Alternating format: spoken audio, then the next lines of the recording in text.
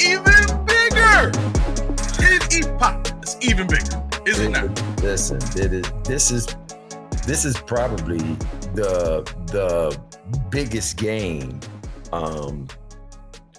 that the Bills organization has had in a very long time, not just because of what's at stake, because what's expected now.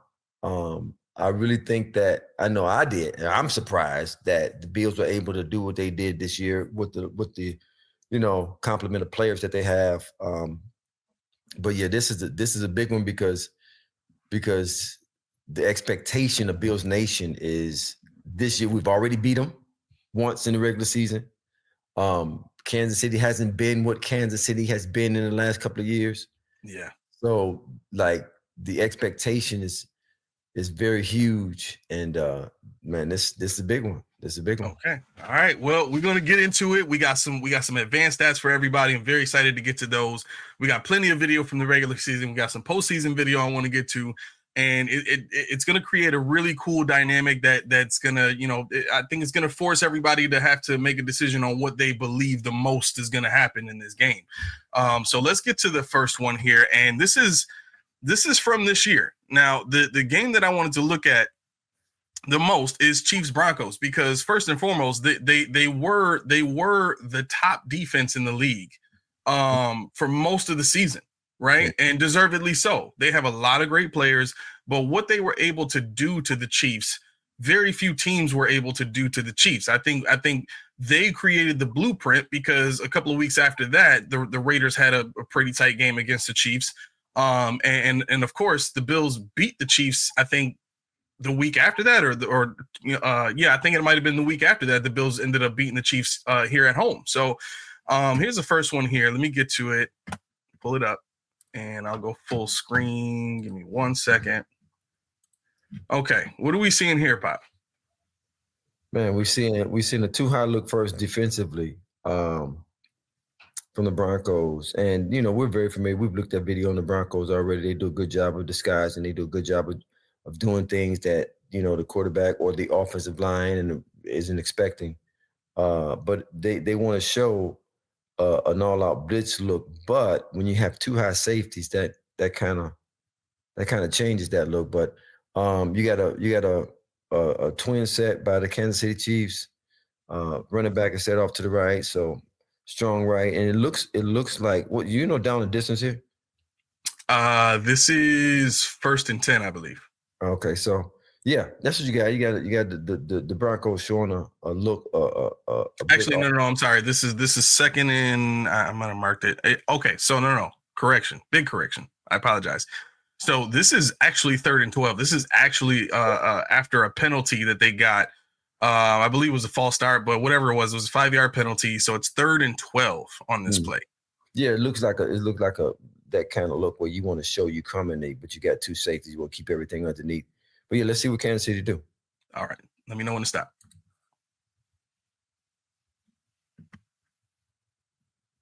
Man look to go on his own, so you got a man look. Stop it. So I want to back it up just another second more, because I just want to take a look at where. Let me see here. So here, right? He's got plenty of space. He's got a guy here and a guy here. Why doesn't he throw the ball? Well, I think I wouldn't say plenty. He got some space, but you see that the pressure he's feeling will be his right. That guy there. Yeah, like he could feel that. And it looks like he's coming off.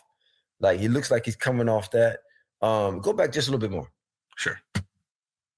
I'm gonna have to play. Just run it. Yeah, I wanna get a look at the. I was watching the secondary. I want to get a look at the pass rush. Oh yeah, plenty of time. He got plenty of time. Yeah. It being 3rd down, I could see him wanting to throw the ball past the sticks. The sticks are right here. It's really this receiver. If he needs it. Well, the corner route actually. I mean, Yeah, that's wide open. Yeah, I like the corner route. Was that a corner? It might have been an over route. I like the over route. He kind of ran it a little more cornerish. He could have flattened it out to make it an easier throw. Yeah, so yeah, I'm not sure. Like I'm thinking 3rd and 12. You want to throw a pass to 6. That should have been his thought. That should have been his thought. But at the same time, in the back of a quarterback's mind, he know it's man coverage. Mm-hmm. Could just be buying time to get those guys down the field. He's buying time to get them more down the field. Like it's incredible what be going through a lot of these quarterbacks' mind. Yep, let me see it. Let it roll. Yeah. Okay. So no. Okay. So now that makes sense. So what had happened, even though from the side angle, his shoulders and his head is pointing in that direction, his head is actually down. He's not even looking to throw the ball anymore. By the time that guy is looking for the cross route, now by the time he looks to come off of Xavier Worthy, when he comes off of that, mm-hmm. when he turns around, his mind is made, he's gone now. His head is down. Like his head, he's not even looking to throw the ball now. So it's more so about getting Nick Benito out of position so he can take off. Yeah, so he can run. So by that time, he had already had in his mind he wanted to hit Xavier across the middle, probably wanted to go to Travis up top. He was doubled. But now he know it's man coverage. He know there's going to be space somewhere. And that's how elite quarterbacks like this think. He know there's going to be space somewhere. And he trusts that. And he eventually, we were talking about, me and my brothers were talking about why the Washington quarterback, the rookie's so good right now. And he has 100% trust in his ability to escape trouble. Josh has 100% trust in his ability to escape trouble. Holmes has 100% trust in his ability to, because if it all fails, I can get out of here with my legs. And in this case, I think in the back of Patrick's mind, he know man coverage, blitz look, if I can just find the seam, I can get the first down. And that makes sense. But one of the things that you said to me in the Ravens game, or at the end of the Ravens game, is something is off with Mahomes. I know you've been kind of meditating on that a little bit. Did you get to anything new? Yeah. Oh, the last several games we've been talking about it. You and I, off camera. I just don't see Kansas City. I don't see them being who they were. I remember, right after the Bills game, first thing I text you was I think I take the Bills to win, not necessarily because of who the Bills are, but more about who Kansas City isn't. They're not who they were the last 2 years.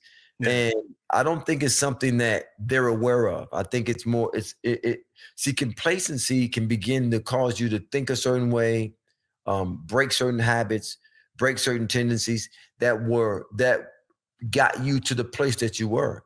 And the challenge for the Chiefs is not necessarily, it's first within, right? And I just think there's this intangible thing that's missing about the Kansas City Chiefs. The camouflage is they won. Right. That's the camouflage. That's more defensive than right. Then offense they've won. I think there was a stat where they haven't scored over 21 points all season long. Like that, 24 points. Like Patrick Mahomes is just good enough that even when you're not at their best, they're still good enough to win. But is that good enough against an AFC championship opponent? Right.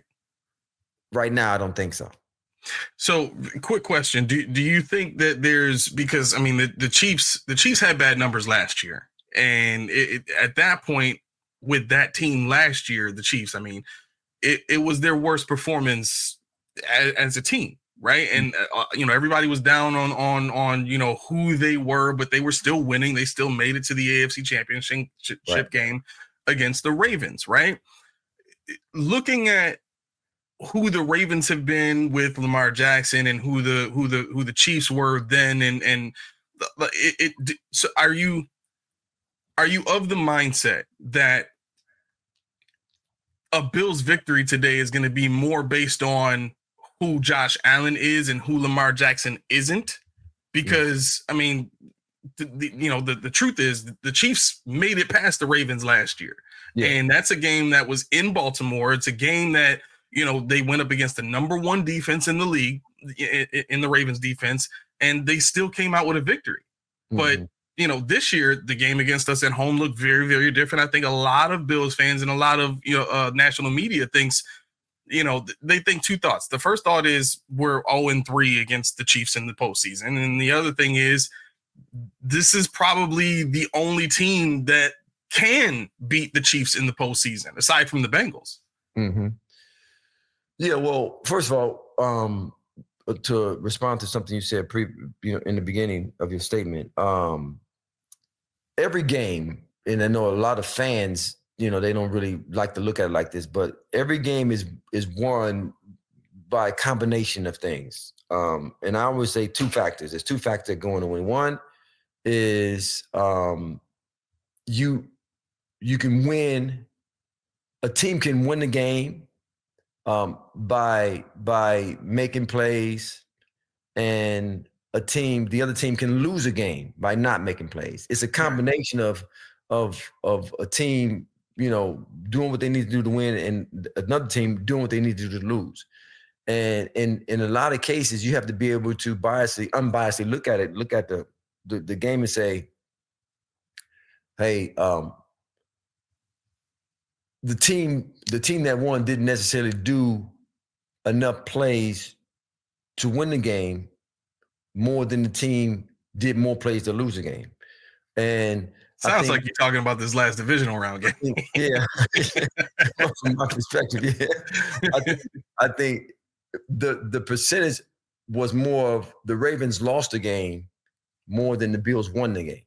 And that's okay. The bottom line to it is winning the game.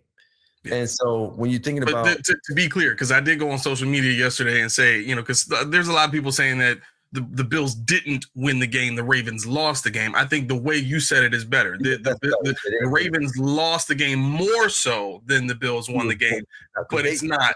Yeah, to say they didn't win the game is to say they didn't make no plays. Right. You can't say that. So it's like it's a ratio.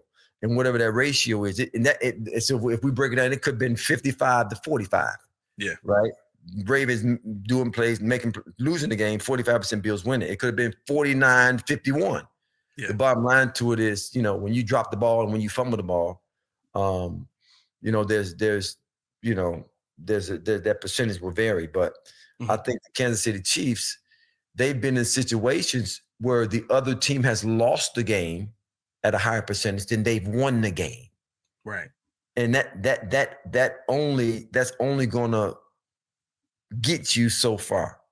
The caveat to the Kansas City Chiefs is, you got one of the best to ever do it at the quarterback position, and they can hit that switch at a moment, at any moment, But I think it's deeper than Patrick Mahomes. I think it goes into, play construction, play coordination, offensive court scheme. Interesting. And again, you have one of the best to ever do it, in Andy Reid. And again, they can find that place, but they haven't been able to find it all season. They haven't been able to find. They haven't been able to put their finger on and winning again can camouflage that to make you think everything's okay. But watching them, when you look at the common opponent, when you look at the Ravens that they both played this year, the Bills, they both beat them, but how they beat them is really what you got to look at. Yeah. I want to pull up this next play against the Broncos, and then we'll actually skip ahead really quick to a play here in the regular season against the Bills. And then we'll kind of, because last episode we went like an hour, so I don't want to keep going that long. All right, so let me pull this up here, and can you see that okay? Yeah. All right, cool. So what do we have here? Yeah, Broncos still in too high look. Man coverage look. They're not right now at this point. Don't look like they're blitzing a lot. Again, the 3-by-1 look for Kansas City. They really overloaded to the left side. They got 4 receivers over there, one over here by himself. So let's see what they do.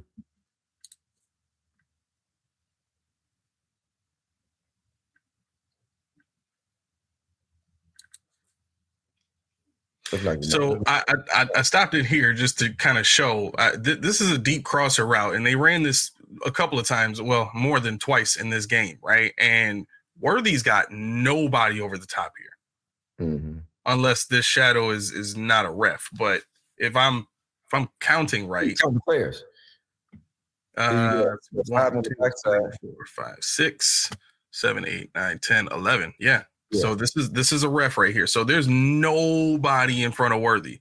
Mhm. Now you're gonna see Mahomes step up a little bit, but he ends up taking a sack. I mean, that ball could have been out. Yeah, Well, it looked like he came off late. Let's see the tight cop. It looked like he came off late. He saw Worthy late all right. coming across. Yeah, it looked like he was. He was pointing like he was looking to get something else. Let's see, he was looking at. Yeah, he's not looking at Worthy. Yeah, he didn't get over there till late. You're right. And again, this speaks to like that hesitation that I've seen all year when I watched them several times. Plays like it's just not making the play they would normally make for what like the reason escapes you, but it's just something's missing. I don't know how else to describe it. There's something's missing, and I think if that tendency that I'm alluding to, that something's missing, is still missing for this AFC Championship game, I think they're in trouble. So one of the things, and actually this reminds me of a stat I saw yesterday. Let me see if I can pull it up because I'll get to the stats now. Actually, let's keep the structure we're at. Basically and I want to confirm this, the Chiefs' depth of target is slightly higher this year than it was last year, but it's not as good as it was, back in the Big Bang years for the Chiefs. Yeah. I just want to pull up Pro Football Focus here. And that's surprising because they got some guys that can get out. Well, not really. You got one guy that can get down the field, like Xavier Worthy. Yeah. Okay. So, all right. So throw spikes, drops, bad throws. I'm looking for depth of target. So but this is not like a whole. Let me see. Advanced receiving. Okay, here we go. Average depth of target when targeted. So their best receivers this year. Let's see. Justin Watson. They got DeAndre Hopkins. Xavier Worthy. So Xavier Worthy's at 9.2 yards average depth of target. Hopkins is at 10.4. Justin Watson is at 15.1. Travis Kelce's at 6.4. So Marquise Brown is at 8.2. And this is regular season, right? When you go back to, let me see if I can just, previous. Well, and the big reason for that is, people don't want Worthy to get behind them. So they're playing a too high look. So everything is underneath. Travis Kelce don't surprise me.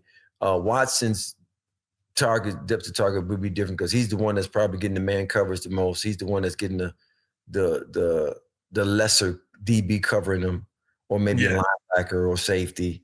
But yeah, I think that the idea when you're playing Kansas City is, make him earn everything down the field. Don't give up the big play. Right. And here's the other part too. And not that MVS did much, but Marquez Valdez-Scantling's average depth of target last year was 17.7. Justin Watson's last year was 17.5. Mm-hmm. They had a guy, Justin Ross, who was 9.8. Sky Moore was at 8.9. Travis Kelce was slightly higher last year in 6.7. They had Mecole Hardman on the team for 5.1. Their best receiver last year was Rashee Rice. His average depth of target was 4.8. You know what I mean? So a lot of the guys that they had to go to, while it wasn't as they didn't have as many receivers to go to last year. As I was trying to think of the word, couldn't think of it. Their average depth of target was still further. You know what I mean? So and I'm saying all that to say maybe that speaks to a lot of the play calls this season that are, more so just like, look, we're not going to take a lot of chances like we did last year. Last year, you had a lot of, you had more interceptions, obviously, than Mahomes had this year. So maybe some of this is to tone that down. Could be that. Could be offensive line play. Like, do they feel like they're getting the protection like they need to be able to get the ball down the field? Could be receivers not being able to get open downfield. Like Hopkins, he's not a deep threat. Watson's not a deep threat. Travis Kelce's not a deep threat. I think the only deep threat that they really have that can get downfield is the Xavier Worthy, and he's not your best route runner. If you look at all his routes, Hollywood Brown came in late. Yeah, all of his route, he's over routes, go routes, post routes, right? Yeah. And that too high look takes that away. So, I think the way teams are playing them, has a lot to do with that. Included in that would be offensive line play. How many sacks? I wonder what their sack percentages is, what that looks like this year. But on defense, you mean for their defense? Has the quarterback been sacked? Let me see. Like when you're coordinating offense, those are the things you have to think about, and this could have altered the way they have normally been playing, right? When you scheme up and you put together play packages and you put together play concepts, keeping in mind like they're probably going to be in a too high. You got one guy that can get downfield. You become more reliant on the underneath stuff, the quick stuff. So that you can get up and down the field, and that could be, and that's easier to defend. That's when you're not worried about giving up the play behind you. But all of those could be factors. Whatever the case, it has impacted their ability to score points and put up numbers. And it wasn't for their defensive play. And having a great field goal kicker, they lost several games. So I'm looking at this is advanced passing. I'm just trying to. Maybe I wrote it down in these stats here. I mean, knowing that stat, it really doesn't. I mean, I think the point you were trying to make is. Here we go. I got it. So this year, Mahomes has been sacked the most times ever in his career. Right. Which is 20, which was second to 2021. 2021 was the last time that he had nearly this many sacks at 28. But I think this year was like 30, 36 or something like that. I don't know why I didn't write the number. What speaks to why his depth of attempt is what it is. Yeah. And they don't feel like they're getting the protection that they need. They don't have guys who can get on the field. So he's looking to get rid of it. And then what happens inside of an offensive coordinator's mind, you begin to design plays that allots for him to get rid of the ball sooner, faster. And I mean, I know he's passing Mahomes, but he's human too. He could be getting happy feet. He could be getting jitters. He could be getting rid of the ball sooner. So all those factors come into play. Yeah, this is definitely one of the worst offensive lines he's had. He's had issues at left tackle all season long, and right tackle is no better. Mm-hmm. They had to take one of their guards from that really great guard center guard combination that they have there, and they moved Joe Tooney over to left tackle now just to protect Mahomes' backside. Right. So yeah, I mean I think all of that plays a factor in probably why it feels like they're not the same, or they're not playing at the same level that they were.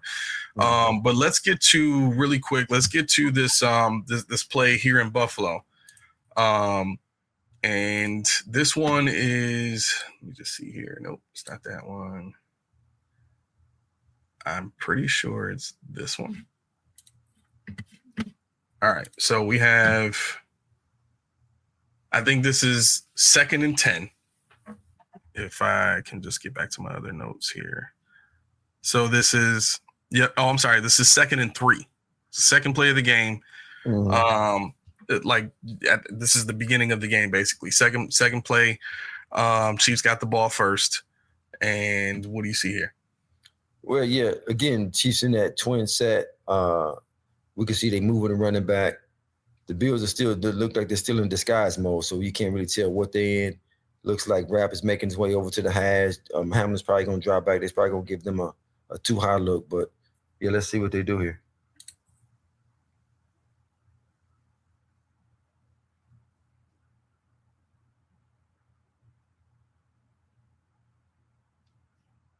The Bills is owning it. Yeah. That was good disguise. That was a great disguise by the Bills because it looked like they were man. He ended up overthrowing and throwing an interception. What the pressure looked like.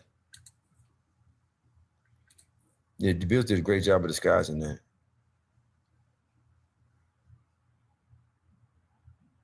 Oh, he missed.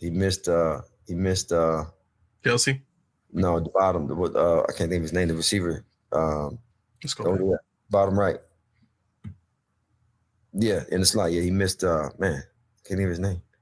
That's Hopkins. Oh yeah, right there. Yep. But again, it was the pressure. So you look at that. The pressure got to him. The pressure got to him to where he couldn't see that. And man, that like if anything can disrupt the quarterback's play, it's the pressure. Like, yeah. And I like the way they did create a seam up the middle, but I like the way the Bills pressured that, and he just tried to get rid of it and ended up overthrowing it. But if you can consistently get pressure, like, and you can really, and this is the type of pressure where you just simply collapse in the pocket. You just want to collapse it. You want to feel like everything is caving in on them, and that's what that feels like. That's why he's trying to get out. Everything's caving in on him, and he can't. And now he got to take his eyes off the receivers. Now you see his head is down. He's trying to get out of there. Then at the last minute, he's gonna pop it up and try to make a Mahomes type play, and this time it backfired on him. So, quick question on this play here. Let me just back it up. Why would the center go to Ed Oliver instead of taking on what's supposed to be the Bills' one tech here? Because usually the one tech is supposed to demand two guys. That's the reason you have a guy like there to free Oliver up. But the center chooses to go here. Well, Mike, they probably made Mike 42. So now you shift to Mike. So Mike is 42. Oh, okay. Pause it. Mike is 42. So now you got pause it. So you got two to the two. It would be two to our left. This is what Mahomes is saying. Let's look at it from Mahomes' standpoint. 2 to his right, 3 to his left. Right. So you got the tackle and the guard can take 92 and 50. And now you got to go to the Mike side. You got to got you. So the Mike, and now you got 3 on 2. No, that makes sense. Yeah, in case he shoots. Okay. Yeah, okay. Yep. All right, perfect. Okay, so let's move on from here. And I want to get to what I believe we are going to see. Let me just get rid of this here. Just make sure this is the right one. Yes. Okay, perfect. So I think this is some of what we've seen against the Texans, even though the Texans they showed why they have the best pass rush in the league and get the most pressure on quarterbacks. They did not let Mahomes look comfortable in the pocket. But that's not to say that Mahomes didn't have a good game either. You know what I mean? So, and to that point, I think that's another game where we can say the percentage of the Texans losing that game was higher than the Chiefs winning that game. Right. Exactly. Yeah. Cause I mean, the Texans had better numbers. Everything that people thought about Ravens Bills this year was Texans Chiefs last week. You know, it's what it was. It comes down to the Texans not making the plays that they would normally make, or making the mistake that they wouldn't normally make. Right. And that's what goes into the higher percentage of them losing more than the Chiefs winning. Right. Okay, so this is Raiders Chiefs 2 weeks after, I think 2 weeks after we beat them. So this would have been week 12. But this is in Kansas City. And what do you see here, Coach? Again, you get the 4-by-1 look, 4 receivers, including the back, to one side, and you got the tight end watching at the bottom. And the Raiders look like they manned it up and they coming.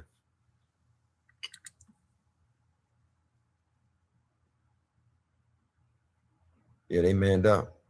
So watch this. This is real slick. They all out. Did you see the ball come out? No, I didn't. Watch this receiver right here. That Travis? Yes, it is. Yeah, Travis.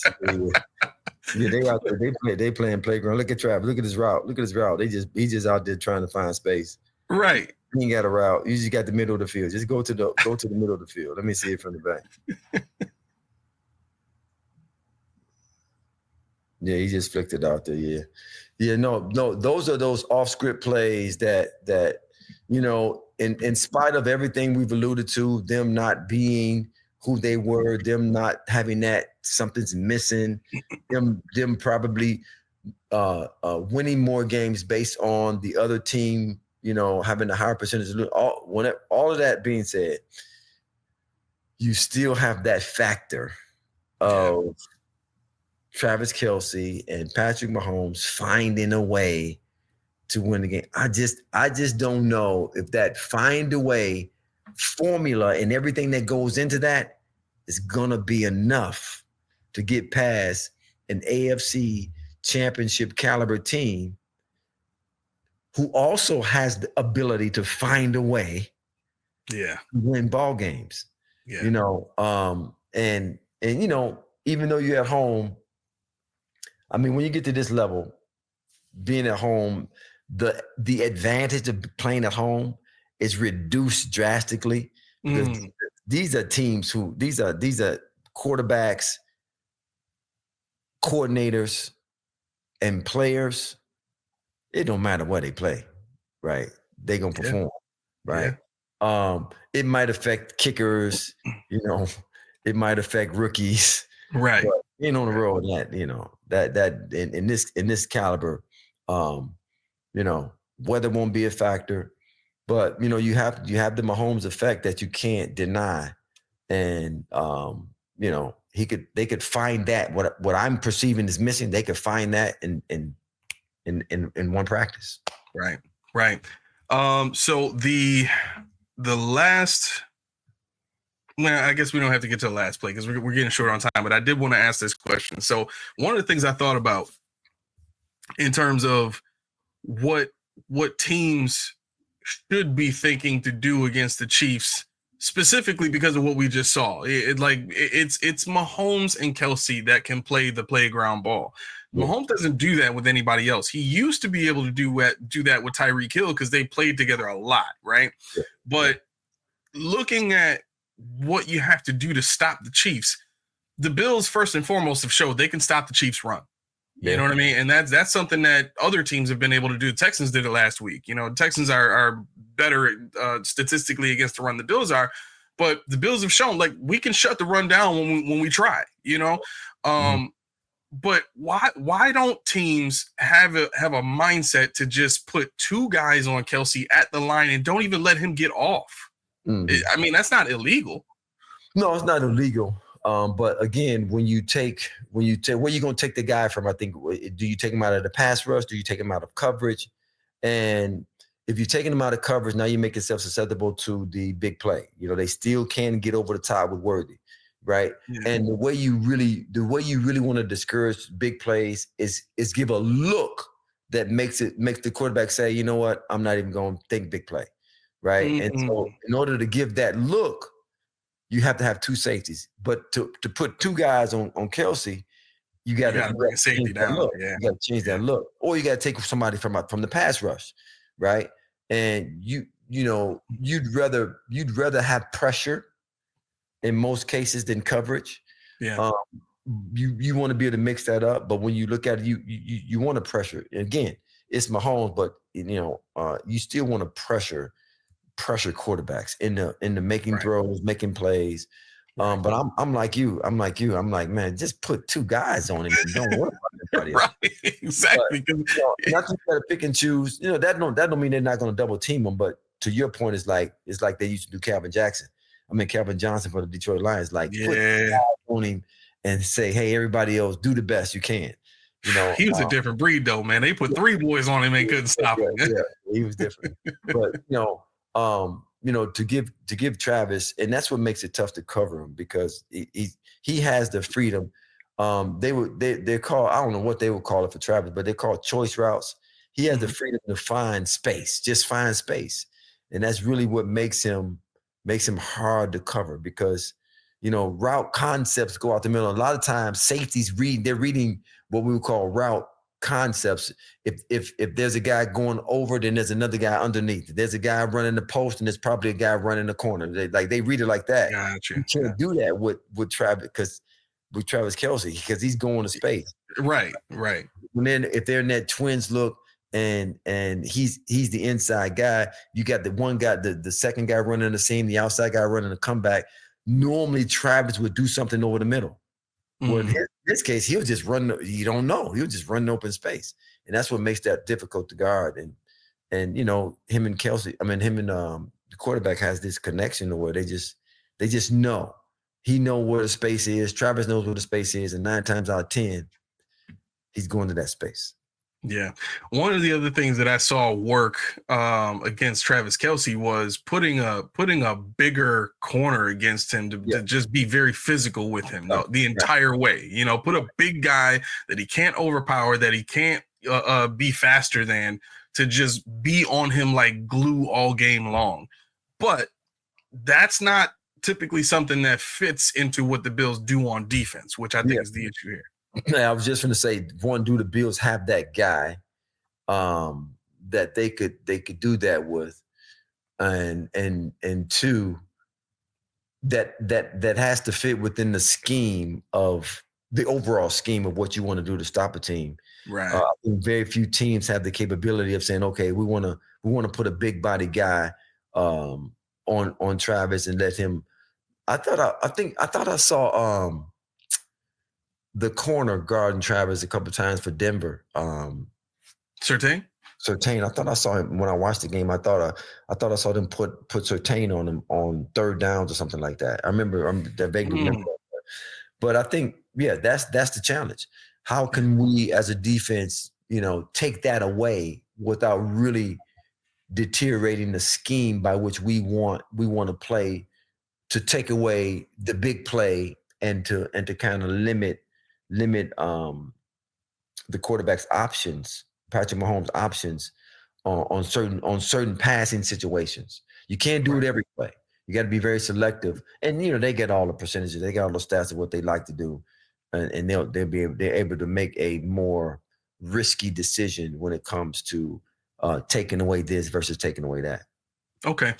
Just for the sake of time, because we're going on to almost 40 minutes now. So just really quick, Coach, if you could give us just 2 or 3 keys to this game for the Buffalo Bills, offensively and defensively, that you think pretty much seal the deal if the Bills can accomplish these things. Yeah, offensively, and it's it's pretty much standard. Is be able to run the football, right? If you can have some success running the football, whether that's with your backs or with that Josh Allen, like if the Bills can have some success running the football, I think it's going to be to their advantage. And then secondly, avoiding turnovers. That's been, to me, the thing that's made the Bills offense what they've been this year is they just haven't turned the ball over a lot. Yeah. Right? They haven't. They protected the ball specifically from the quarterback position, and that's given them more opportunities to put up points, right? I think more than anything, this particular game is going to come down to their ability to run the football and not turn the ball over. Give themselves as many opportunities to score on that Kansas City's defense that's been playing well, that's really outplayed the offense this year, but not relinquishing any of those opportunities. Defensively, I wouldn't say stop the run, slow the run down, make them feel one-dimensional, kind of like what they did last week. Even though the Ravens ended up with a good significant yardage rushing combined out of all the I think they had almost 150 yards rushing last week. Yeah. Right. It didn't feel like Baltimore ran the ball successfully on the Bills. Right. It didn't feel like they did. And I think you do the same thing this week, and don't give up the big play. Make Patrick Mahomes pat the ball, make him throw the ball underneath, and that's going to bode over well for the Buffalo Bills. Well, that right there is for sure one of the things that Sean is amazing at, getting guys to throw the ball underneath and just dink and dunk all the way down the field. Really quick, the Chiefs' passer rating as a whole is 90.6% this year. Their passer rating in the playoffs is 96.9% against the Texans. So they do give up the pass, right? And I know you said run the ball. Listen, the Bills can run the ball on anybody if they could on the last two teams that they played in the playoffs, the Broncos and the Ravens. Those were 1 and 2 in terms of the best teams in the league in stopping the run, and the Bills were able to run on them, right?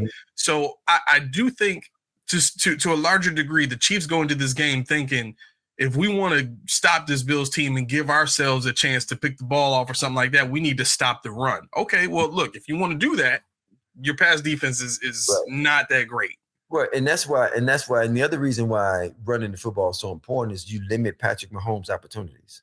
Yeah. Right. That's why running the football is, and again, you don't have to have huge success. You want to be good on first down running the football. Right. So you can be ahead of schedule. I know you hear a lot of the announcers, they talk about staying on schedule. No, the idea is to be ahead of schedule. Right. That's how they think. We want to be ahead of schedule. So we want to average 4.5 yards per carry. That's more important than the cumulative total yardage is the average yards per carry. That's what they want to look at. Right. If we're averaging 4.5, 5 yards per carry, like that means that Patrick Mahomes is on the sideline watching more than he is on the field making plays. And that's why it's important to want to really establish a run game to where your average per run is great. And now that enables Josh to kind of, do whatever he wants to do out there when it comes to moving the ball down the field. Yeah. Okay, really, really quick, as it stands right now, we got 2 guys in concussion protocol, Benford and trying to remember the other guy, but I don't at this moment. But their concussions in the game were not. Huh? Is it safety? No. He. So everybody was saying he went out with a hip issue, but they're saying he was limited.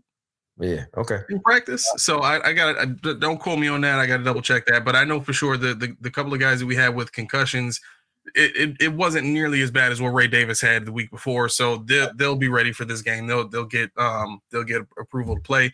Yeah. So I think Taylor Rapp is probably the last one that we're looking towards now to really see what's going on with him. But with all that being said, I think this is the healthiest the Bills have been going into Kansas City and going into an AFC championship game. Again, the last time they were in the championship game, it was 2020 is when they went to Kansas City. So I definitely expect this to be a different turnout as you stated. But last but not least, score prediction. Coach, what do you 28-24 Buffalo.